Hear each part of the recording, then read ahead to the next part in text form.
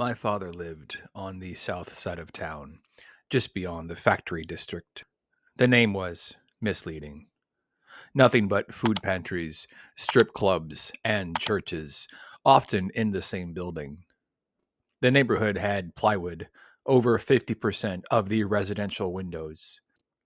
My father's house had glass windows, indicating occupation and employment to any would be criminals. Well, they would be half correct. I parked across the street, sighing deeply. This wasn't going to be a fun visit, but it didn't have to be awful. I got out of my car and walked to the front door, desperate to ignore the smell of dog urine and cigarettes emanating from inside. After 3 knocks, my dad opened the door. Twin scorch marks burned his shirt. I looked at him sideways and asked, "Didn't you have a shift at the gas station today?" He smirked and crossed his arms. "Nah, I went back to 2 days a week. The judge said if I worked 3 days, then he'd garnish my checks against the bankruptcy. But since I'm only working 2 days, I'm saving money." I nodded, keeping my emotions to myself. I just got a promotion at work. Again, I wanted to tell him about it, to be proud of me. But all it would do was make him feel insecure. Dad sat down and turned on his computer. His eyes lit up, desperately losing himself in whatever fantastic reality lived on the screen. "Now I have more time to invest," he proclaimed. "Once I hit it big, I'll buy you a nice car." I didn't want a nice car, not from him. I wanted him to care more about providing for himself than feeling like he got one over on the judge. Maybe if he did, my mom would have stuck around. Numbness and anger competed inside me for dominance. Numbness won. I put on my best smile and said, "Sure, Dad. That'll be great. You got anything to eat?" He didn't respond. Not that I was hungry. He turned the speaker up on his computer. A congressman spoke of the dangers of migrants and Jewish space lasers. I shook my head and walked into the kitchen. The trash can was overflowing with rancid garbage. I held my breath until I could get the window open. Taking a deep gulp, I grabbed an oversized Goodwill plastic bag off the floor and filled it with trash from the can, tying both bags off and taking them out to the alley. Taking many, many deep breaths of fresh air, I walked back into the kitchen and put a fresh bag into the can. And then I opened the fridge to see if he had anything to eat. Half a carton of eggs, 1 jar of mayonnaise, a moldy bowl of grapes. Closing the fridge, I inventoried the pantry closet. 2 cans of corn. The remains of the potatoes were spouting spuds. A box of rice sat untouched. "Hey, Dad, what happened to the gift cards I left for the grocery store? You were supposed to go buy food yesterday, right?" I asked him, doing my best to hide my frustration. "Yeah, I traded those for cigarettes. And, besides, the food at the pantry is free," he told me, not meeting my eyes. I couldn't do it anymore. I took a deep breath and I started for the door. "You're leaving?" he asked me, in a disappointed voice that reminded me of a child. I hated that voice. It forced me to be the adult. I closed my eyes, attempting to put a bright spin on the day one final time.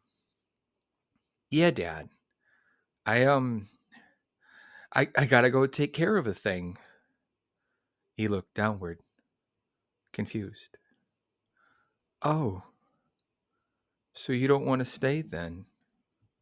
I took 2 steps closer, offering my best smile. "No, no, Dad, that's not it at all. I wish I could, but I gotta go." I reached in to hug him at his desk, and I said, I'll see you again soon. The road home was quiet, empty. I turned off the radio. Nothing but static for hours. Before that, it was mostly screams. We pulled into the alley behind my father's house. The backyard was full of old trash bags. He must have gotten behind on his bills again. I finished the MRE coffee, thankful for every drop. Tommy smiled at me from behind the driver's seat. I nodded and told him, "Hey, Tommy, that was some good driving." Tommy took a deep breath and relaxed. He had never driven a military vehicle before. The end of the world seemed like a good time. I placed my coffee on the radio and put on my mask. We nodded at each other and stepped out of the ambulance, our rifles at the ready. We moved with purpose through piles of trash and knocked on the back door of my father's house. It was unlocked. I pulled the door open and stepped in, the flashlight on my rifle lighting my way. Tommy was right behind me. The pantry had granola bars and nothing else. I grabbed the box and put it in my cargo pocket. To my left was the kitchen trash can, overflowing with rancid hamburger packages and maggots. Tommy stifled a dry heave. So did I. A small voice deep in my soul wanted to explain all of this away, that I wasn't like this.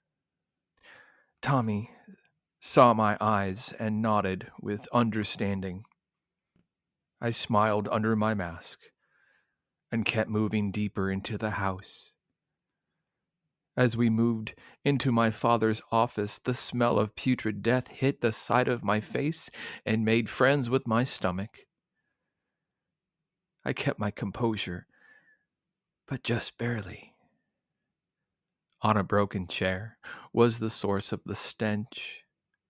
I thought it was a rock at first. I wanted it to be a rock.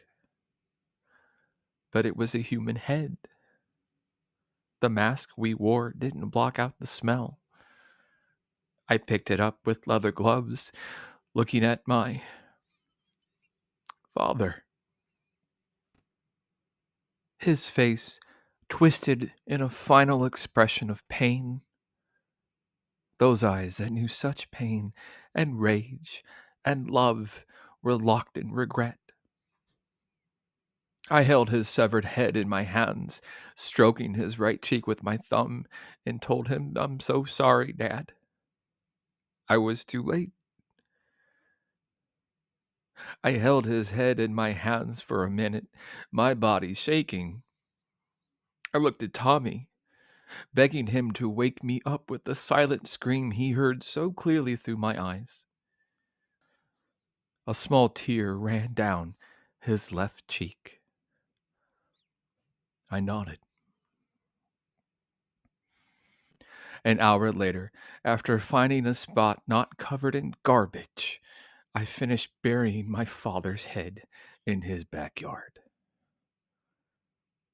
Tommy put a hand on my shoulder. I couldn't save my dad, but I could keep Samson alive. I could do that much. It was my job.